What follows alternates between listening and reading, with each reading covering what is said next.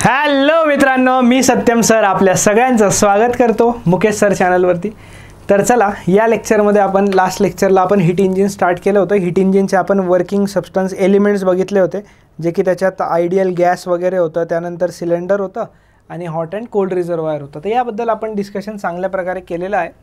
तर आपण या लेक्चरमध्ये थोडंसं पुढं जाऊया। या लेक्चरमध्ये आपण ॲक्च्युअल हीट इंजिन रेफ्रिजरेटरचे फॉर्म्युले, ज्याच्यात विद्यार्थ्यांना खूप प्रॉब्लेम होतो, ते आपण ॲक्च्युअल डिस्कस करणार आहोत। चला, any heat engine works in the 3 basic step. Heat engine 3 basic स्टेपमध्ये वर्क करतं। कोणत्या 3 बेसिक स्टेप? बघा, हीट इंजिन काय करतं, हीट घेणार, त्या हीटला वर्कमध्ये कन्वर्ट करणार आणि राहिलेली हीट सोडून देणार। बेसिकली या 3 स्टेप्स असतात बघा। The working substance absorbs heat from hot reservoir. Hot रिझर्वायरवरनं ते काय करणार, हीट ॲब्झॉर्ब करणार। हाय टेम्परेचरवरती जे असतं ते part of heat absorbed by the working substance is converted to work. म्हणजे जी काही हीट ॲब्झॉर्ब केली आहे त्यांनी, तर ती हीटचं कशात कन्वर्जन करणार, वर्क डनमध्ये करणार। आणि remaining heat is transferred to cold reservoir. Remaining heat म्हणजे उरलेली हीट कोणाला देऊन टाकणार, कोल्ड रिझर्वायरला। आता लक्षात ठेवायचं, वर्क खूप इम्पॉर्टंट आहे याच्यात, ठीक आहे, वर्क खूप इम्पॉर्टंट आहे। आणि जर तुम्हाला हीट इंजिन कळालं ना, तर तुम्हाला रेफ्रिजरेटर कळायला जास्त वेळ लागणार नाही, ठीक आहे। चला, thermal efficiency of heat engine. आता थोडीशा गोष्टीत लक्ष द्या। इफिशियन्सी वगैरेच्या डेफिनेशनवरती तर आपण जाऊया नंतर, त्यात काही वादच नाही आहे। इटा जे असतं ना, इटा म्हणजे काय असतं, इफिशियन्सी असते। इटा म्हणजे असते इफिशियन्सी। कधीही लक्षात ठेवायचं, इफिशियन्सी म्हणजे असतं आउटपुट डिवायडेड बाय इनपुटचा रेशो। लास्ट लेक्चरला जाता जाता मी तुम्हाला याच गोष्टीबद्दल डिस्कशन करून गेलो होतो की इफिशियन्सी आउटपुट डिवायडेड बाय इनपुटचा रेशो कसा घ्यायचा, काय असतं ते, ठीक आहे। आठवत आहे तुम्हाला? होप सो आठवत असणार। Eta is equals to output divided by input. Clear इथपर्यंत? आता बघा, आउटपुट काय आहे, इनपुट काय आहे, एक सिम्पलचं डायग्रामवरती लक्ष द्यायचं। हे तुमचं समजा एक हीट इंजिन आहे। ह्या हॉट रिझर्वायरमधनं तुम्ही हीट घेणार आहे। हॉट रिझर्वायरचं टेम्परेचर TH आहे, याच्या टेम्परेचरला T1 सुद्धा म्हटलं जातं। त्यातनं आपण QH अमाऊंट ऑफ हीट घेतली, त्या QH अमाऊंट ऑफ हीटमधलं काही वर्क डनमध्ये गेलं आणि राहिलेलं QC कोल्ड रिझर्वायरला देऊन टाकलं। इन शॉर्ट, माझ्या फिंगर्सवरती जर लक्ष दिला तर तुम्ही वर्क डनचा फॉर्म्युला लिहायला कधीच चुकणार नाही, ना याच्यात चुकणार ना रेफ्रिजरेटरमध्ये चुकणार, गॅरंटी आहे। बघा, हीट आल्यावरती हीट 2च हिस्स्यात जाते, म्हणजे Q येते आहे आणि ती Q वर्क डन आणि QC मध्येच जाते आहे। म्हणजे याचा अर्थ मी इथं असं लिहू शकतो की जे QH आहे ना, तर एनर्जी कन्झर्वेशन प्रत्येक वेळेस ॲप्लिकेबल असतं। एनर्जी कन्झर्वेशन म्हणजे काय असतं, energy can neither be created nor be destroyed, it can only be converted from one form to another form.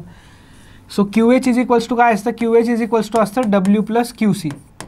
याच्यात काही डाऊट नसणार। तर W इज इक्वल्स टू काय होऊन जातं बाळांनो, QH मायनस QC होऊन जातं। तर हे सुद्धा विसरू नका, थोडंसं लक्षात ठेवा याला। आता इनपुट आणि आउटपुट काय असतंय? आता इनपुट म्हणजे आपण जी हीट ॲब्झॉर्ब करतोय ना, ती काय झाली, त्याची इनपुट झाली। हीट जी ॲब्झॉर्ब होती आहे ना, ती ॲब्झॉर्ब होणारी हीट त्याचं इनपुट झाली। आणि आउटपुट म्हणजे त्याचं असतं वर्क डन। आउटपुट म्हणजे काय असतं त्याचं, आउटपुट म्हणजे असतं त्याचं वर्क डन। लक्षात ठेवायचं, इटा इज इक्वल्स टू आउटपुट म्हणजे वर्क डन, ओके, आणि इनपुट म्हणजे हीट ॲब्झॉर्ब। किती अमाऊंट ऑफ हीट ॲब्झॉर्ब झाली आहे, QH। हॉट रिझर्वायरकडनं जी हीट घेतल्या जाते ती हीट ॲब्झॉर्ब केली जाते आणि जी सोडल्या जाते ती QC कोल्ड रिझर्वायरकडे दिल्या जाते। हा झाला तुमचा इफिशियन्सीचा formula, work done divided by QH। याचवरती तुम्हाला मी वेगवेगळे फॉर्मॅट सांगणार आहे। QHला Q1 सुद्धा म्हटलं जातं, QCला Q2 सुद्धा म्हटलं जातं, या टेम्परेचरला T1 म्हणा आणि या टेम्परेचरला T2 म्हणा। सगळे फॉर्मॅट सांगतो, काहीच रटण्याची आवश्यकता नाही, याच्याकडे लक्ष द्या फक्त थोडंसं। Eta is equals to QH minus QC आहे ना वर्क डनचा फॉर्म्युला। वर्क डनचा फॉर्म्युला काय आहे, QH minus QC divided by QH। काय आहे, QH minus QC divided by QH, ठीक आहे, काही डाऊट नाही इथपर्यंत? आता हे QH दोघांना डिवाइड करा वेगवेगळ्या पद्धतीने। हे जे QH होतं ना, हे QH दोघांना डिवाइड करा वेगवेगळं। QH याला पण डिवाइड होणार आणि QH याला पण डिवाइड होणार। तर इकडं काय होणार रे, QH कॅन्सल होणार। तर इटाचा फॉर्म्युला काय येणार तुमचा, 1 minus QC divided by QH, संपलं। आता हा झाला तुमचा इटाचा फॉर्म्युला। थोडंसं लक्ष असू द्यायचं इथं तुमचं। फॉर्म्युला कसा आला एकदम कळालं आहे तुम्हाला, हे विसरायचं नाही। वर्क डन कसं आलं, हे जी हीट येते तर माझ्या फिंगर्सकडे लक्ष द्या, आली आणि 2 याच्यात गेली, तर QH is equals to work done plus QC असणार, ठीक आहे। आता हे जर तुम्हाला पर्सेंटमध्ये पाहिजे तर इंटू तुम्ही याला 100ने मल्टिप्लाय करा, बस दॅट्स इट। इंटू तुम्ही याला 100नी मल्टिप्लाय करा, दॅट्स इट. हा झालं तुमचं डेरिवेशन इफिशियन्सीचं. आता हे आलं कुठून होतं, हे आउटपुट इनपुटवरनं आलं होतं. तरी पण बघा, efficiency of heat engine is the ratio of work done by the working substance, work done by the working substance and the amount of heat absorb. किती वर्क डन केलं आहे आणि किती अमाऊंट ऑफ हीट त्यांनी absorb केली आहे, याच्या रेशोला आपण म्हणणार इफिशियन्सी ऑफ हीट इंजिन. काय म्हणणार? Efficiency of heat engine. ठीक आहे, चला पुढे जाऊयात. Next, explain schematic diagram of heat engine. जेव्हा असा क्वेश्चन येतो बोर्ड्समध्ये तुम्हाला की explain schematic diagram of heat engine, तर काहीच नाही करायचं. हॉट रिझर्वायर बनवायचं, एक ॲरो दाखवायचा इकडं, QH हीट काढायची, त्यातनं वर्कडनचा ॲरो आउटसाईड दाखवायचा, कारण की ते आपला आउटपुट आहे. वर्कडन काय आहे? आपलं आउटपुट आहे. आणि QCचा ॲरो खाली दाखवायचा कोल्ड रिझर्वायरवरती. QCचा ॲरो काय करायचा? खाली दाखवायचा कोल्ड रिझर्वायरवरती. ठीक आहे, चलो.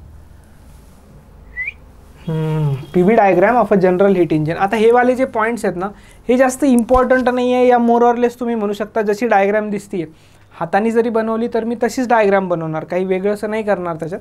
सो फोकस आहे, हा प्रेशरचा आहे ॲक्सिस आणि हे व्हॉल्यूमचा ॲक्सिस आहे. ठीक आहे, आता ही ग्राफ कसा असतो, इथून सुरू होतो AB, मग येतं इकडं BC, मग येतं इकडं CD आणि मग येतं इकडं DA.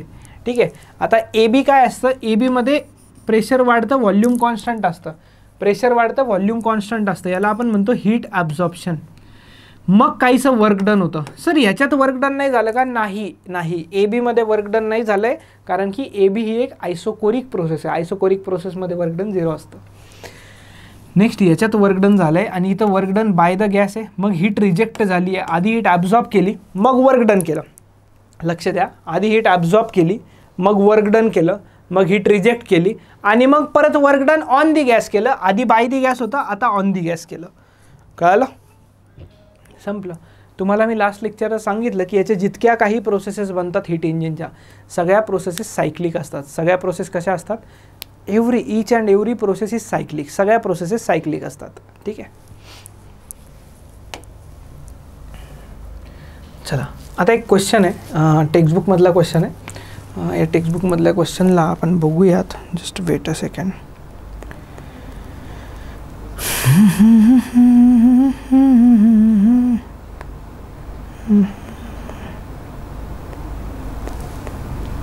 कुठे गेली रे बाबा टेक्स्टबुक PDF? टेक्स्टबुक PDF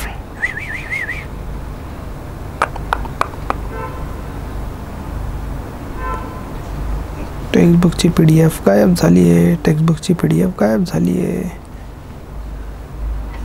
चलो ठीक आहे, सोडा, PDFची काही गरज नाही आपल्याला. बघा, a steam engine delivers 4.8 × 10⁸ joule of work per minute and services 1.2 × 10⁶ joule per minute heat from its boiler. अच्छा, आणि काय म्हटलं आहे? What is the percentage efficiency of heat engine. म्हणजे काय आहे? लक्षात ठेवा, वर्क डन बघा, आधी वर्क डन किती दिलं आहे? 4.8 × 10⁸ जूल. आणि ऑब्वियसली ती जी हीट दिली आहे ना, ती याच्यापेक्षा जास्त आहे. ही जी हीट दिली ती याच्यापेक्षा जास्त आहे, बरोबर. आणि काय आहे? And services heat per minute from boiler. Boiler म्हणजे काय? बॉयलर म्हणजे हाय टेम्परेचर, आणि हाय टेम्परेचर म्हणजे काय? Hot reservoir. हाय टेम्परेचर म्हणजे काय? Hot reservoir. So it's your QH value dear. QH 1.2 × 10⁹ joule. काय विचारले त्यांनी? What is the percentage efficiency of engine. खूप सिम्पल आहे, खूप सिम्पल आहे. पर्सेंटेज इफिशियन्सीचा काय फॉर्म्युला होता आपला? Output divide by input. So W divided by QH. संपला. आणि हे पर्सेंटमध्ये पाहिजे तर याला 100नी मल्टिप्लाय करायचं. Simple simple. लक्ष द्या, वर्क डन किती आहे बाळांनो? 4.8 × 10⁸ आणि QH किती आहे? 1.2 × 10⁹. ठीक आहे, आणि इंटू 100 तर त्याला पर्सेंटमध्ये कन्वर्ट करण्यासाठी आहे, बाकी काही नाही. आता काय सिम्पलची गोष्ट सांगतो, हा पॉईंट आणि हा पॉईंट कॅन्सल करून टाकायचा. 12 × 1 = 12, 12 × 4 = 48. ओके, इथं आलं 4 आणि हे -9 आहे ना, तर वरती गेल्यावर -9 होऊन जाईल. तर 10⁸ × 10⁻9 × 100. थोडंसं लक्ष द्या, लास्ट स्टेप लिहिणार आहे मी आता. लास्ट स्टेप आहे 10⁸ आणि 10⁻9 किती? 10⁻1 आणि 10⁻1 × 100 म्हणजे 10. तर हे आलं तुमचं 4 × 10 म्हणजे 40%. संपलं. इफिशियन्सी किती आली? 40% इफिशियन्सी आली. 40%. ठीक आहे, ओके, सोपं असणार आहे. Next, a heat engine works between two reservoirs. The working substance used in a engine absorbs 2.8 into 10 raised to power 5 joule of heat. Absorb करतोय, absorb म्हणजे QH असणार. If the efficiency of engine is 70%, okay, no problem, no problem dear, 70 to 70, ठीक है. Find the heat rejected by the working substance. Simple, simple. QH equals to काय लिहिलं होतं आपण आता हीट इंजिनमध्ये? QH equals to W plus QC लिहिलं होतं. अरे बाबड्या, QC पाहिजे, QC. तर QC काय येणार? QH मायनस W येणार. ओके, QH माहिती आहे, QH माहिती आहे. 2.8 इंटू 10 रेज टू पॉवर 5 आहे QH. वर्क डन जर माहीत पडलं ना तर काम बनून जाईल बघा. तर वर्क डन कॅल्क्युलेट करायला इटाचा फॉर्म्युला आहे ना आपल्याकडे. इटा इज इक्वल्स टू आउटपुट म्हणजे वर्क डन बाय QH. आता फक्त हे पर्सेंटमध्ये, हे पर्सेंट जर काढायचं तर त्याला 100नी मग डिवाइड करावं लागेल. काय करावं लागेल? 100नी डिवाइड करून टाका त्याला. Is equals to work done पाहिजे, QH दिलेलं आहे 2.8 into 10 raise to power 5. 0 0 cancel. आता हे वर्क डन तुमचं किती येणार माहिती आहे का? 7 into 2.8 into 10 raise to power 5 divided by 10. हे 10 तसंच ठेवलं आहे मी. आता 7 इंटू 28 करता येईल ना आपल्याला? 7 इंटू 28 करा आधी. 7 8 जा 56, 7 8 जा 56, 7 2 जा 14 प्लस 5 19.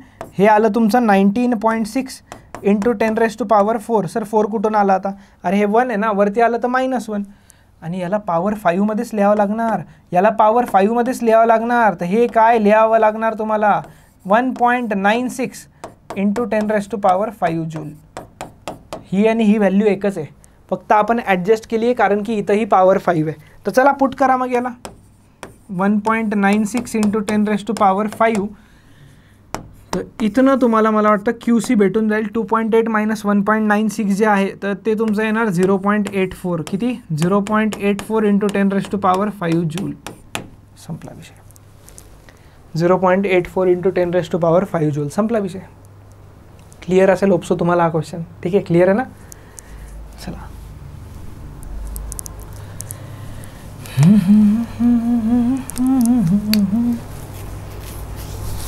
ह्याच्यावरती ना जायला थोडंसं थांबायचं आपल्याला. कावर थांबायचं माहिती आहे का? हे फॉर्म्युला ना, या फॉर्म्युल्यांना आपल्याला अजून मॉडिफाय करायचं रे गाड्या. याला अजून मॉडिफाय करायचं आपल्याला. टेम्परेचरच्या फॉर्ममध्ये लिहिलेच नाही आपण अजून. याला लिहू लिहू लिहू लिहू लिहू लिहू डोंट वरी.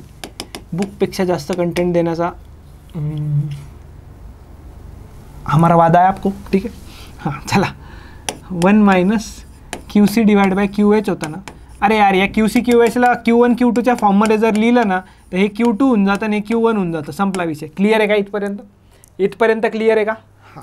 आता टेम्परेचरच्या फॉर्ममध्ये लिहायचं ना. अरे खूप सिम्पल आहे. QC आहे ना, सिम्पल आहे एकदम. QC आहे ना, QCच्या जागी TC लिहा आणि QHच्या जागी TH लिहा. हॉट रिझर्वायरचं टेम्परेचर आणि कोल्ड रिझर्वायरचं टेम्परेचर. संपला विषय. आणि इथं पण 1 2च्या जागी तसंच लिहायचं. इथं T2 लिहायचं आणि इथं T1 लिहायचं. संपलं. अरे जर हा फॉर्म्युला लक्षात असेल ना तर हा फॉर्म्युला लक्षात ठेवायला काहीच प्रॉब्लेम येणार नाही. काहीच प्रॉब्लेम येणार नाही म्हणजे नाही. बस 2 मिनटाचं काम होतं फॉर्म्युला लक्षात ठेवायचं आपलं.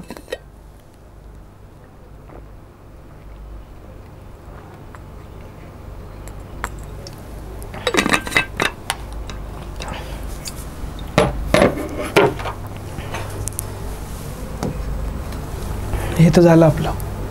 क्वेश्चन पण बघितले आपण. ठीक आहे, चला आता जाऊया रेफ्रिजरेटरवरती. अरे काहीच नाही सर, ही डायग्राम तर बघितली आहे. कशाची डायग्राम आहे ही? इथं दिलं आहे त्यांनी. ही डायग्राम इंजिनची आहे. कशाची डायग्राम आहे? हीट इंजिनची डायग्राम आहे. आपल्याला हीट इंजिनची डायग्राम नाही पाहिजे. आपल्याला काय पाहिजे? रेफ्रिजरेटर पाहिजे. जाऊया पुढं. रेफ्रिजरेटर काय होतं बघा. इंजिन काय करतं? हॉट रिझर्वायरमधनं हीट घेतं आणि कोल्ड रिझर्वायरला राहिली सुरलेली हीट देऊन टाकतं आणि वर्क डनमध्ये कन्वर्ट करतं हीटला. रेफ्रिजरेटरचं काम उलटं असतं. फ्रीज आहे सगळ्यांच्या घरी, AC आहे सगळ्यांच्या घरी. फ्रीजला काय करतं? फ्रीज काय करतं माहिती आहे का? फ्रीज एक कंपार्टमेंट असतं. फ्रीज म्हणजे त्या कंपार्टमेंटमधली हीट काढून बाहेर फेकतं. फ्रीजच्या मागे कॉईल वगैरे सारखे रिजन्स असतात. तर एकदा ते बघा, तिथं जर कधी हात घेऊन गेले जवळपास तर गरमी फील होते. रिझन आतमधली जी हीट असते ना ती बाहेर सोडत असतं ते कंटिन्युअसली, म्हणून असं असतं. आता काय आतमध्ये ऑलरेडी म्हणजे जर फ्रीज बंद ठेवलं 5 दिवस तर आतमध्ये काय उकळायला लागणार आहे का? नाही. ऑब्व्हियसली फ्रीज 5 दिवस बंद जरी असलं तर फ्रीजच्या आतमध्ये टेम्परेचर हे रूम टेम्परेचरपेक्षा कमीच असणार. म्हणून आपण फ्रीजला कोल्ड रिझर्वायर म्हणतो. काय म्हणतो? Cold reservoir. आणि रूमला काय म्हणतो आपण? Hot reservoir. तर होतं काय, हीट इंजिनमध्ये आपण हॉट रिझर्वायरकडनं हीट घेऊन वर्क डनमध्ये कन्वर्ट करून ते राहिली सुईलेली हीट कोल्ड रिझर्वायरला द्यायचो. आता रेफ्रिजरेटरमध्ये तसं होत नाही बाळांनो. रेफ्रिजरेटरमध्ये आपण कोल्ड रिझर्वायरमधनं हीट काढतो आणि तिला आपण रूमला म्हणजे हॉट रिझर्वायरला देतो. जेव्हा हीट हमेशा कुठून कुठं फ्लो होते माहिती आहे का? Heat always flow from high temperature to low temperature. बरोबर आहे. Heat always flow from where? High temperature to low temperature. On its own, स्वतःने फ्लो होते. म्हणजे हे स्पॉन्टेनियसली फ्लो होणार आहे. ती स्पॉन्टेनियस म्हणजे नॅचरल प्रोसेस आहे हाय टू लो फ्लो होण्याची. त्यामुळे त्याच्यात काय आपल्याला वेगळं काही करावं नाही लागलं. पण आता मेन प्रॉब्लेम काय आहे, लो टू हाय फ्लो करायची ना, कोल्ड रिझर्वायरमधनं काढायची आणि हॉटला द्यायची आहे. तर जसं असं उलटे कामं करायला लागले ना, तर उलटे कामं करायला काही ना काही देणं घेणं करावं लागतं. कळालं ना? तर हे उलटं काम करायचं आहे तर आधी आपल्याला वर्क डन भेटायचं, बाहेर द्यायचं ते आपल्याला वर्क डन. आता आपल्याला त्याच्यावरती काम करावं लागेल, आपल्याला त्याला वर्क डन द्यावं लागेल, तेव्हा ते लो टू हाय फ्लो होणार. तर बघा, रेफ्रिजरेटर, हीट पंप म्हणा किंवा एअर कंडिशनर म्हणा, are heat engine that works in backward direction. They convert mechanical work into heat. उलटं काम करतात आणि मेकॅनिकल वर्कचं कन्वर्जन हीटमध्ये करतात. अरे बापरे. चला, हीट फ्लोचं बघा. आता कोल्ड रिजन, हॉट रिजन हे नका समजू यार, एक डायग्राम आहे. हां, ही डायग्राम एकदम जबरदस्त. ॲडियाबॅटिक एक्सपान्शन बोललो आहे का आपण? फ्री एक्सपान्शनबद्दल आपण डिस्कशन केलं का लास्ट? अरे आठवतंय का?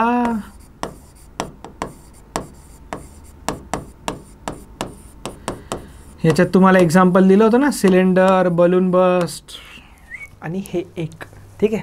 होतं काय बघा, रेफ्रिजरेटरमध्ये refrigeration is a process of cooling a space or substance of a system or to maintain its temperature below ambient temperature. Ambient म्हणजे काय? सराउंडिंग. आता रेफ्रिजरेटरमध्ये होतं काय, आतमधलं टेम्परेचर हे रूम टेम्परेचरपेक्षा कमी ठेवायचा प्रयत्न आपण करतो, म्हणून ते थंड राहतं. ठीक आहे. का थंड राहतं, का नाही, सगळं सांगतो. इट सिम्पल वर्डमध्ये त्याला आर्टिफिशियल कूलिंग म्हणणार. कृत्रिम थंड करणे. कृत्रिम थंड करणं म्हणजे काय? Artificial cooling. ठीक आहे. आर्टिफिशियल कूलिंग क्लिअर आहे. आता जेव्हाही फ्री एक्सपान्शन होतं कोणत्याही गॅसचं, काय सांगितलं होतं? जेव्हाही फ्री एक्सपान्शन होतं कोणत्याही गॅसचं तर गॅस थंड होतो. आठवतं ना? जेव्हाही फ्री एक्सपान्शन होतं गॅसचं, गॅस थंड होतो. आठवतं? आता बघा होतं काय, हे तुमच्या फ्रीजच्या आतमधलं गोष्ट आहे. अंदर की बात हम बाद में करेंगे, पहले बाहर की बात करते हैं. ठीक आहे. आतमधलं काय बघा, आता हे कंडेन्सर, कॉम्प्रेसर असते, हंडी असते बघा. कधी फ्रीज जर खराब झाला असेल ना घरचं, तर तो फ्रीजवाला येतो आणि तो म्हणतो अरे यार हंडी खराब झाली याची. हंडी म्हणजे काय खराब होतं माहिती का? कॉम्प्रेसर खराब होत असतं. कॉम्प्रेसर नावातच आहे. काय करणार? कॉम्प्रेस करणार, दाबणार गॅसला. काय करणार? कॉम्प्रेस करणार गॅसला. आता बघा, रेफ्रिजरेटरमधनं लो प्रेशर, ह्यातनं एक लिक्विड रेफ्रिजरंट फ्लो होत असतं. काय फ्लो होत असतं? रेफ्रिजरंट. आणि मोस्ट कॉमनली यूज रेफ्रिजरंट जे असतं ते असतं K401. नाव आहे रेफ्रिजरंटचं, लक्षात ठेवायची गरज नाही आहे. नीट लक्षात ठेवा, एकदा सांगतो, एकाच झटक्यात कळून जाणार. पूर्ण लक्ष इथं असू द्यायचं. लो प्रेशर आहे. ठीक आहे. गॅस आहे माझ्याकडं, लो प्रेशर गॅस आहे. आता तो लो प्रेशर गॅस कॉम्प्रेसरमध्ये जाणार. इकडं कॉम्प्रेसर त्याला काय करणार? कॉम्प्रेस करणार गॅसला. आता याच्यातनं जो प्रेशर गॅस जातो आहे तो हाय प्रेशर गॅस जातो आहे. का बरं? कारण की तो कॉम्प्रेस्ड आहे, त्याचे मॉलिक्युल्स खूप जवळ आहेत. तो कॉम्प्रेस्ड गॅस याच्यातनं पास होतो आहे. आता कॉम्प्रेस्ड गॅस या पाईपमधनं पास होतो आहे. हा बाहेरून लावलेला असतो पाईप. कंडेन्सर आहे, कंडेन्सर. रेफ्रिजरंट आहे लिक्विड याच्यात. आता इथं अचानक एक एक्सपान्शन वॉल्व असतो. कुठं असतो? एक्झॅक्ट जेव्हा तो गॅस त्या पाईपमधनं फ्रीजमध्ये एंटर करणार आहे, एक्झॅक्ट तो जेव्हा गॅस त्या पाईपमधनं फ्रीजमध्ये एंटर करणार, तिथं एक एक्सपान्शन वॉल्व लावलेला असतो. तर एक्सपान्शन वॉल्वचं काम काय असतं? एक्सपान्शन वॉल्वचं काम असतं की तो एक्सपांड करणार त्या गॅसला. आता इथं गॅस कॉम्प्रेस्ड होता, अचानक त्याचं एक्सपान्शन झालं. सडन एक्सपान्शन, त्यालाच आपण ॲडियाबॅटिक एक्सपान्शन म्हणतो. आणि अचानक एक्सपांड झाल्यामुळे तो थंड झाला. हां, आता थंड झाला. आता थंड गॅस फ्रीजमध्ये गेला तर थंड गॅस जिथूनही पास होणार तो आजूबाजूची हीट घेऊन टाकणार. आजूबाजूची हीट घेऊन टाकणार. Heat flows from high to low temperature. आणि त्यांनी फ्रीजच्या आजूबाजूची आजूबाजूची हीट जर घेऊन टाकली आणि हीट काढणं यालाच आपण म्हणतो कूलिंग. हीट काढणं कोणत्याही जागेवरनं त्यालाच आपण काय म्हणतो, कूलिंग म्हणतो. तर ही काय करणार, सराउंडिंगची हीट ॲब्झॉर्ब करणार आणि सराउंडिंगची हीट ॲब्झॉर्ब केल्यावरती काय होणार, थंड होणार. मग परत तो गरम झाला आहे स्वतः, तो गॅस स्वतः गरम झाला आहे, तो गरम होऊन चालला जाईल परत कॉम्प्रेसरकडं. पण त्यांनी हे तर थंड केलं ना, झालं ना आपलं काम. थंडच करायचं होतं ना आपल्याला याला, झालं. परत ते चालूच असतं. मग लाईफ टाईम इन्फायनाईट सायकल्स चालू असतात त्याच्या. होप्सो हे कळायला असेल. हे पुस्तक वाचून कळत नसतं रे. इफिशियन्सीचे फॉर्म्युले पण लक्षात ठेवायचं, कसं पुस्तक वाचून नाही कळत. आणि याचा फॉर्म्युलाच पुस्तकात चुकीचा दिला आहे. काय सांगा तुम्हाला आता. चला लक्ष देत जा म्हणून. अरे हां, सायकल ऑफ रेफ्रिजरेशन. आत्ता मी जे सांगितलं ह्याच त्या स्टेप्स आहेत. या स्टेप्स एकदा वाचून घ्यायच्या. या स्टेप्स एकदा तुम्ही वाचून घ्यायच्या आणि ह्या डायग्रामवरती तुम्ही लक्ष द्यायचं. याच्या पुढं तुम्हाला कोएफिशियंट ऑफ परफॉर्मन्सच असणार. हां हां हां, ठीक आहे. या स्टेप्स एकदा वाचाल ना माझ्यासाठी, एकदा या स्टेप्स वाचाल माझ्यासाठी. तुम्हाला PDF मिळून जात असते लेक्चरची. लेक्चर झाल्या किंबहुना कधी पण आधी पण मिळते कधी कधी. ठीक आहे, इतकं इम्पॉर्टंट नव्हतं, आता हे खूप इम्पॉर्टंट आहे.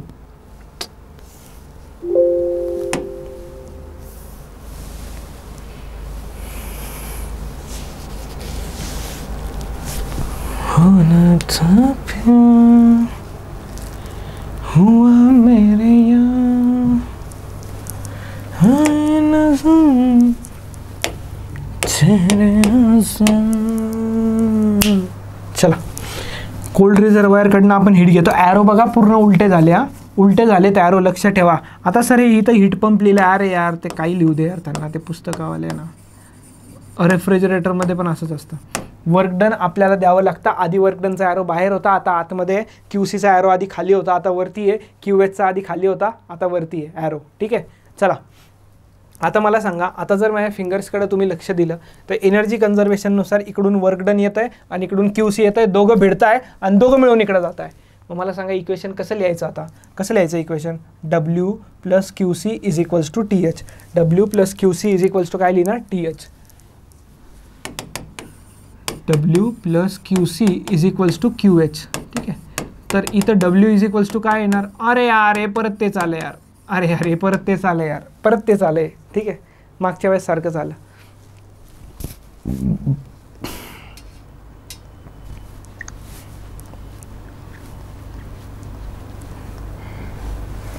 चला जाऊ पुढं. चला जाऊ पुढं, डोंट वरी. आता एक गोष्ट असते, जसं इंजिन्समध्ये इफिशियन्सी डिफाईन होते. इंजिन्समध्ये इफिशियन्सी डिफाईन होते, तसं रेफ्रिजरेटरमध्ये कोइफिशियंट ऑफ परफॉर्मन्स डिफाईन होतो. इथं लिहितो मी. K म्हणजे काय असते तुमचं,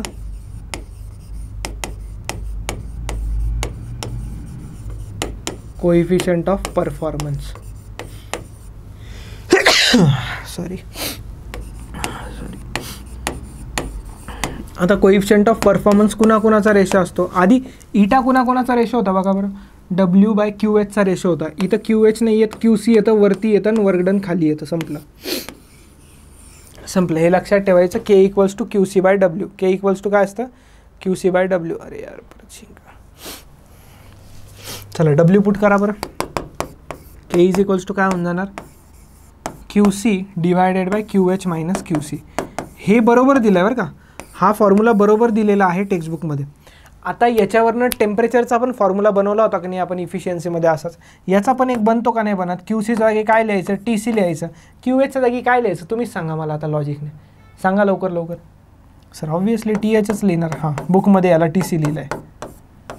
बुकमध्ये खूप सारे करेक्शन्स आहेत. एक्सरसाइजमधले 2 ग्राफवाले क्वेश्चन्स आहेत. ग्राफवरनं ग्राफ काढण्याचे, ते पण चुकले आहेत थोडेसे. ठीक आहे, कळलं का, सिम्पल आहे. त्याच्यात इटा असतं आणि याच्यात W असतं. काय असतं, त्याच्यात इटा असतं आणि याच्यात W असतं. संपला विषय. ठीक आहे, सोपं आहे. नेक्स्ट, रिमेंबर दिस. ही गोष्ट लक्षात ठेवा. Refrigerator transfers heat from inside a close space to external environment so that inside space is cooled to temperature below ambient temperature. Ambient temperature म्हणजे कोणतं टेम्परेचर? ॲम्बियंट टेम्परेचर म्हणजे सराउंडिंगचं टेम्परेचर. त्या रेफ्रिजरेटरच्या आतमधलं जे टेम्परेचर असतं ते सराउंडिंगच्या टेम्परेचरपेक्षा कमी असतं. सराउंडिंगच्या टेम्परेचरपेक्षा कसं असतं बाळांनो? कमी असतं. ठीक आहे. ओके. नेक्स्ट आहे एअर कंडिशनर. तेव्हा कसं ते कुडकुडू लागलं बघा, कुडकुडू लागलं ते थंडीनं. नेक्स्ट आहे air conditioner. Write a short note on air conditioner. Working of air conditioner and refrigerator is exactly similar. संपला विषय. खड्ड्यात टाका त्याला. QC by QH minus QC. Same फॉर्म्युले पण सेम. केचा फॉर्म्युला जो रेफ्रिजरेटरमध्ये तोच एअर कंडिशनरमध्ये. सेम टू सेम डिक्टो. It differs from refrigerator in the volume. फक्त व्हॉल्यूममध्ये डिफर करतं.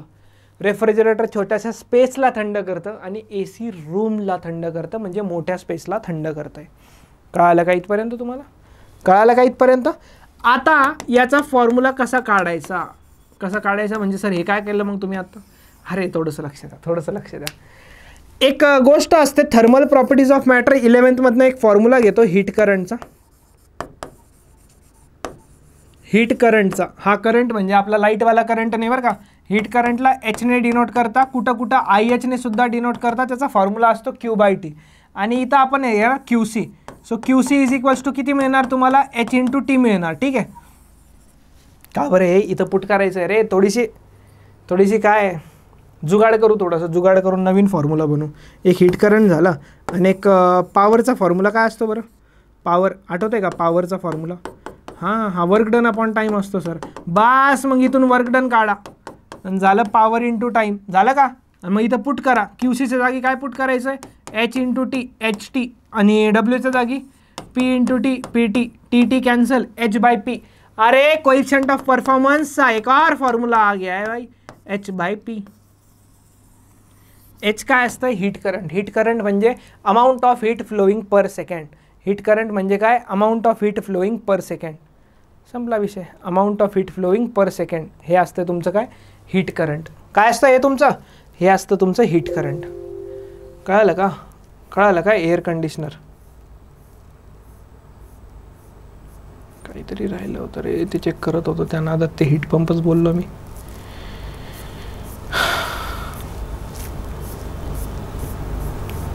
ठीक आहे, काही विषय नाही. चला परत एकदा सांगतो याला. Coefficient of performance heat current, heat pump नाही. ठीक आहे. हीट करंट H म्हणजे हीट करंट म्हणजे amount of heat flowing per unit time. आणि P म्हणजे पॉवर. पॉवर म्हणजे work done per unit time. संपलं. P म्हणजे काय? पॉवर. कळालं का? आता चला मग पुढं हीट पंपवरती जाऊया. ते पुढचा टॉपिक होता ना. हां, हीट पंप काय म्हणतोय बघा. याच्यावरती थ्योरी 1-2 मार्क्ससाठी लिहायला येऊ शकतं, तर हे लिहायचं तुम्ही. काय आहे मी सांगतो. Heat pump is a device. Heat pump is a device which work similar to a refrigerator. Heat pump हे सेम वर्क करतं कोणासारखं? रेफ्रिजरेटरसारखं. It is use to heat a building or a similar larger structure.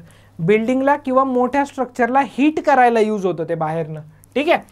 A heat pump work like refrigerator operating inside out. अरे same फॉर्म्युले.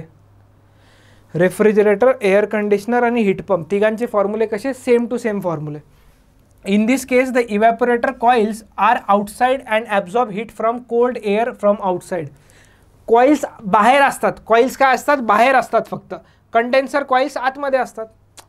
फ्रीजमध्ये कंडेन्सरच्या coils बाहेर असतात आणि याच्यात कंडेन्सरच्या कॉइल्स आतमध्ये असतात बिल्डिंगच्या. एवढंच आहे फक्त. They release absorbed heat to the air inside the room, thus warming the building. अरे बिल्डिंग गरम करायला यूज होतं. बिल्डिंग गरम करायला यूज होतं ते. म्हणजे काय करतं ते? बाहेरची गरम हवा घेतं बिल्डिंगवर सोडतं. त्याला म्हणतो आपण हीट पंप. रूम हीटर थोडंसं ऐकलंय का? थोडंसं त्याचं वेगळं वर्किंग आहे, पण थोडंसं रिलेट करू शकता तुम्ही. त्यात काहीच म्हणजे वावगं नाही, काहीच हरकत नाही आहे. ठीक आहे. कळालं का? सोपा टॉपिक आहे एकदम हीट पंप. ठीक आहे. रिमेंबर दिसमध्ये काय आहे? Heat flow from hot object to cold object spontaneous. उर्दूत सांगितलं की चायनीजमध्ये सांगितलं? याच्यातच सांगितलं होतं. ठीक आहे. Heat flows from hot object to cold object spontaneous, whereas work is always required to transfer the heat from colder object to hotter object. ठीक आहे. आणि पुढचं जे आहे ना लिमिटेशन्स वगैरे फर्स्ट लॉचे, ह्याला नेक्स्ट लेक्चरमध्ये बघू. लेक्चर मोठं होऊन जाईल. ठीक आहे. तर चला मित्रांनो, मी सत्यम भंडारी इथंच थांबतो. आपण प्रयत्न करूया पुढच्या लेक्चरमध्ये या चॅप्टरला संपवून टाकू काही इम्पॉर्टंट क्वेश्चन्स सहित. ठीक आहे. होप सो तुमच्याकडनं क्वेश्चन्स पण सॉल्व्ह होत असतील या चॅप्टरचे. थोडंसं कमेंट करून सांगत चला की क्वेश्चन सॉल्व्ह होत आहेत की नाही, कसं वाटतं आहे तुम्हाला. ठीक आहे. तर चला मी सत्यम भंडारी इथंच थांबतो. भेटूया आपण पुढच्या लेक्चरमध्ये. So till then tata bye bye.